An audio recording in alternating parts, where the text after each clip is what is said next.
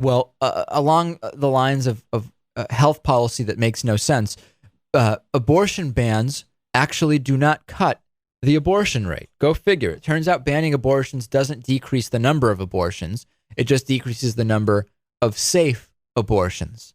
And we know exactly where that leads, Lewis. Restricting the availability of legal abortions does not appear to reduce the number of women ending unwanted pregnancies, a major report suggests. It did note that more access to contraception cuts the overall abortion rate generally and has over the last decade.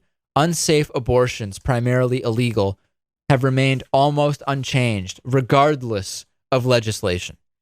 19 countries have liberalized their abortion laws over the 10 years that were studied, compared with tighter restrictions in just 3. Every year, about 70,000 women die as a result of unsafe abortions, leaving nearly 250,000 children without a mother, 5 million developing complications. In the developed world, legal restrictions did not stop abortion, but just meant that it was exported, either to back alleys, illegal abortions, traveling to other countries as it applies to Europe, so on and so forth. It's becoming more and more clear that this hyper-religious, conservative, so-called pro-family view on abortion not only is not effective, but it may actually have the opposite effect. Instead of having safe abortions, it's causing unsafe abortions, and it's leaving previous children of those moms sometimes without a mother. 70,000 women are dying as a result of these unsafe abortions. They're not deciding, hey, you know what? I live in whatever conservative part of the U.S. that really restricts I can't have an abortion more than 2 days after conception. You know what? I'll just have the kid. No. Evidence indicates that is not happening. It's causing unsafe abortions. It's leaving even more kids without moms. And it seems to be a disaster. It seems policy that needs to be changed quickly. Right. I don't think changing the law, obviously changing the law is not what ultimately is going to help these the conservative religious people attain their goal. I mean, what they need to do is go out and, preach. Well, I'm not going to say abstinence. They need to get with the program. They need to get with contraception. Right. We know abstinence doesn't work. Offering contraception does work. Saying you shouldn't use contraception only causes more unwanted pregnancies. Then preventing access to abortion doesn't prevent abortions. It causes unsafe abortions.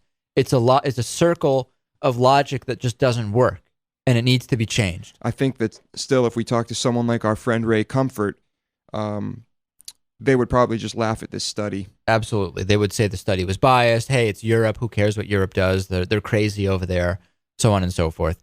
Glenn Beck thinks non-citizens should not be counted in the census. Of course, this is directed at unauthorized immigrants, but he is saying non-citizens simply shouldn't be counted. We have a census coming up in the U.S. in 2010. Here's what he had to say. Take a listen. Americans say we should not count illegal immigrants in the census, but the union bosses think they should count them. They argue that we have to count all of them.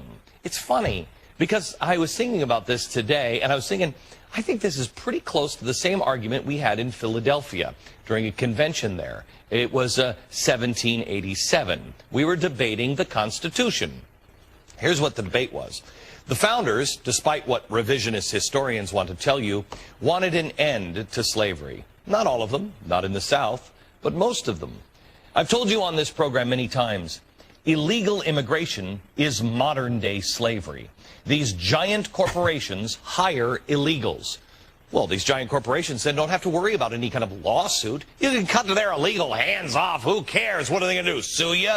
Okay, so Glenn Beck completely coming unhinged on his show, going on to say, we just should not count non-citizens in the census. Now, of course, he's arguing for this because he thinks that counting the undocumented will give the evil SEIU more power in what he, I guess, thinks is a quest for global domination or something. You have to watch this whole thing to get it all, and it's like 10 minutes long. But the thing is, what Glenn Beck is suggesting would omit not only the unauthorized immigrants, but also lawful permanent residents, humanitarian migrants, foreign-born residents here illegally, refugees. They're all non-citizens. They wouldn't be counted.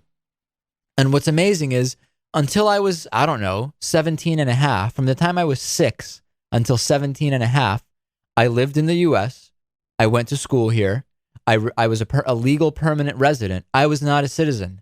Under what logic would it make sense to not include me in the census? I'm going to a public school. The police is legally there for me if I need them. My parents paid taxes. I was working from the time I was 14 on. I was paying taxes. Health insurance. What logic is there to not count me in the census for those 11 and a half years from the time that I moved here until I became a citizen? It makes no sense. And your dad, I think, how many years did he live in the U.S.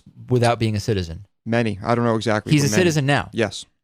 What logic? He went to school here. Mm-hmm. What possible logic could have existed where, as a non-citizen, he simply shouldn't be on the census? I can't think of It'd any. just be irresponsible not to include people. It would be such as this. irresponsible. It would open up for inaccurate statistics, and we know statistics can already be skewed in any way. It makes no sense. Absolutely no sense.